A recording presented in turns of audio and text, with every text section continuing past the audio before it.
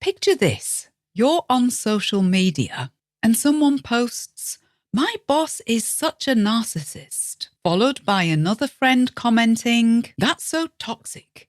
You need to set some boundaries." And then someone else comes in, "Honestly, I'm so triggered just reading this." Or even, "I've had my hair cut and I don't like it.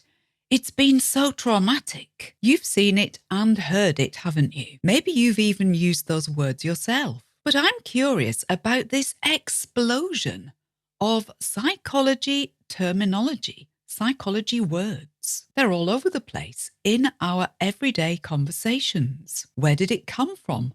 And more importantly, is it helping us understand ourselves better, or is it actually making things worse? If you want to pick up some very current words in English conversation, this podcast will give you some excellent practice and understanding. And that's what we're exploring today in this Learn Through Listening podcast. How mental health terms have moved from the therapist's office to be part of our everyday English conversation.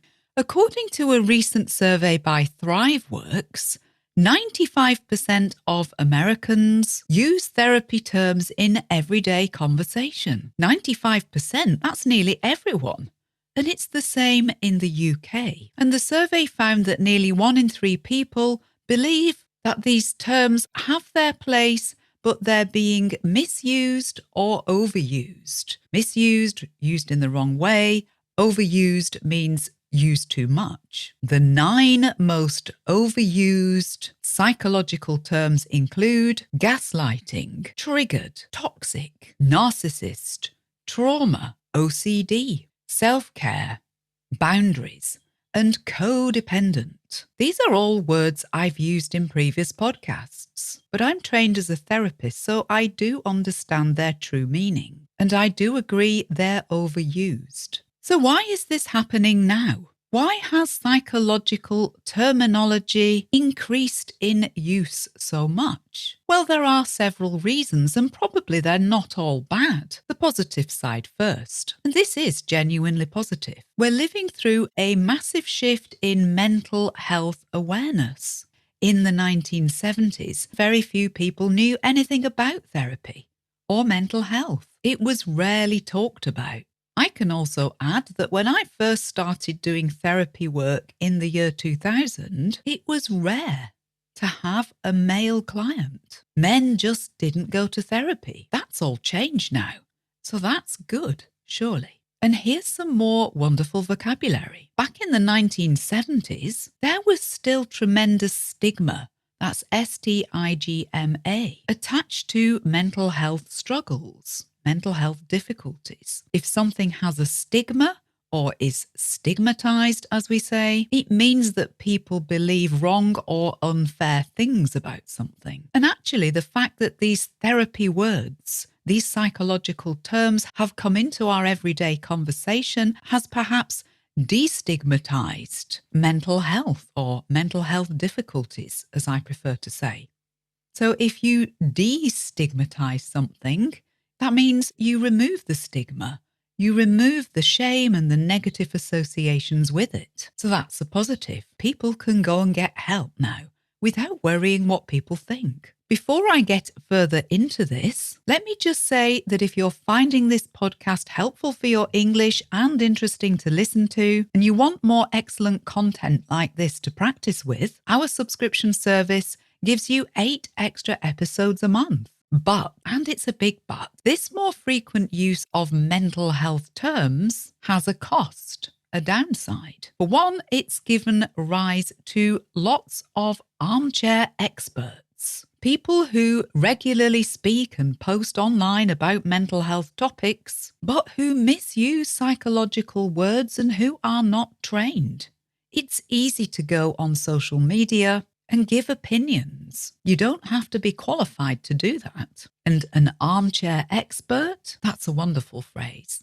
It means someone who claims expertise without proper experience or training, usually from the comfort of their armchair while reading articles online. We've all met one, haven't we? And there are plenty on social media, plenty armchair experts. words. The problem is that complicated psychological terms become oversimplified, made too simple. Think about how information moves on TikTok or Instagram. Someone sees a therapist's careful explanation of gaslighting, say, and then shares it with their followers, who then share a simplified version, and on it goes until gaslighting means anything I don't like. The term gaslighting, for example, became so popular that the dictionary service Merriam-Webster named it as the 2022 Word of the Year. Except, do we actually know what it means? Gaslighting actually means, and this is a proper definition for you, an intentional type of psychological manipulation where someone systematically feeds false information to confuse, to victimize, and to prepare someone else to be controlled. Do you see the difference? That's a term that's misused a lot. Another term that's overused. What about the word narcissist? Narcissist. Gosh, everyone's a narcissist now, aren't they? I wish I had £1 for every time that word is mentioned in my therapy room. According to Jacqueline Tenaglia, a mental health counsellor in Boston, in the US, the word is thrown around carelessly and used especially to label someone who has qualities that I don't like. I agree. But here's the reality. Narcissistic personality disorder is a serious clinical diagnosis. It involves things such as an exaggerated sense of one's own importance, fantasies of power and beauty and being the best at absolutely everything, along with a tendency to take advantage of other people, treat them as objects, things. And it goes along with a deep need for attention and admiration. And actually, it affects between 0.5 and 5% of the US population. Can you think of anyone like that, I wonder? I think the problem is someone who is truly narcissistic really impacts us, and it takes us a long time to forget them. And often what we're talking about is someone who is on the spectrum of narcissism, on the range towards it perhaps. Even the best of us can be self-absorbed at times. The problem is the term gets trivialized. The verb to trivialize means to make something seem less important than it is, to make it seem trivial when it's important. So your friend who takes a lot of selfies, definite narcissist, you might say. Someone who talks about themselves sometimes. Well, maybe they're trying to give you the benefit of their experience. Or it could be someone who never had a voice and lacked confidence when they were younger. There is a difference, and it matters. And another thing, I'm seeing more and more people arrive at their first therapy session having already diagnosed themselves. They're often surprised when I say, I don't think you're autistic. If you have true OCD, it tends to rule your life and your thoughts. It isn't being fussy when you clean your kitchen. That doesn't qualify. And I share the experience of Dr. Kathy Richardson, an assistant professor at Lebanon Valley College in the US. She's been surprised to have new therapy clients arrive in her office with a diagnosis and a whole treatment in mind. When she asked them, how did you get diagnosed? The answer is often social media.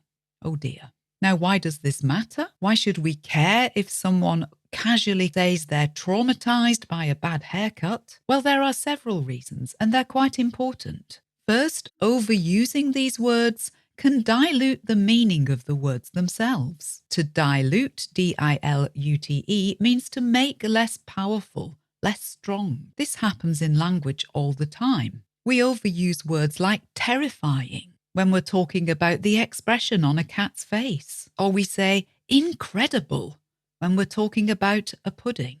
Probably no one gets hurt there. It's just our human tendency to exaggerate, and we understand that exaggeration. It's often done for comic effect because it's funny. The problem is with psychological terms, it acts a little bit like currency devaluation. If you print too much money, each note becomes worth less. And it's the same principle. When the word trauma is used to describe everyday events that are annoying, but certainly not traumatic, the overuse and misuse of these words causes them to lose power and meaning.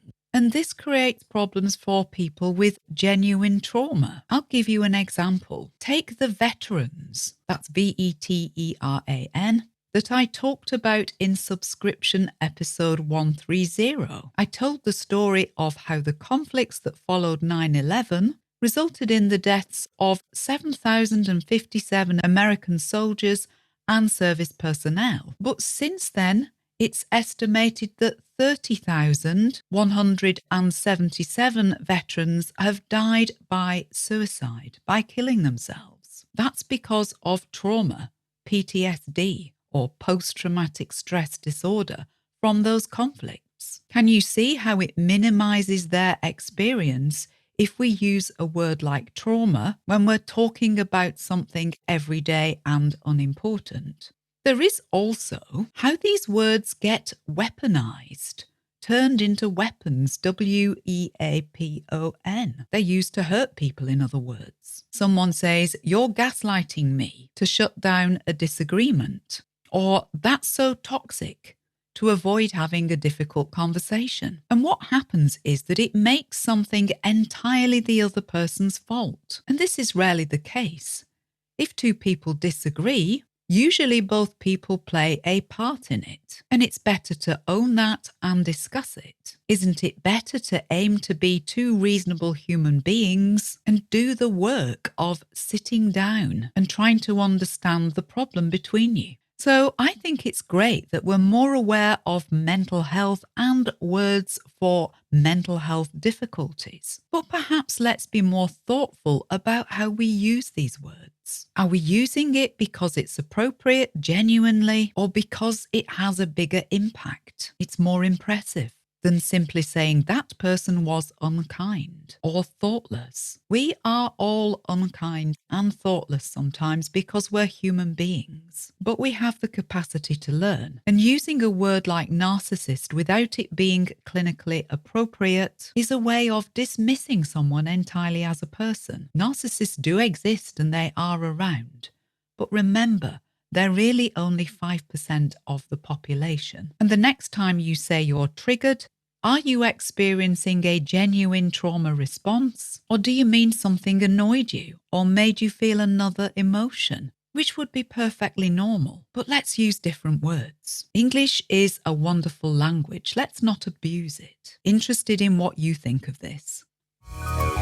Thank you so much for listening. Please help me tell others about this podcast by reviewing or rating it. And please share it on social media.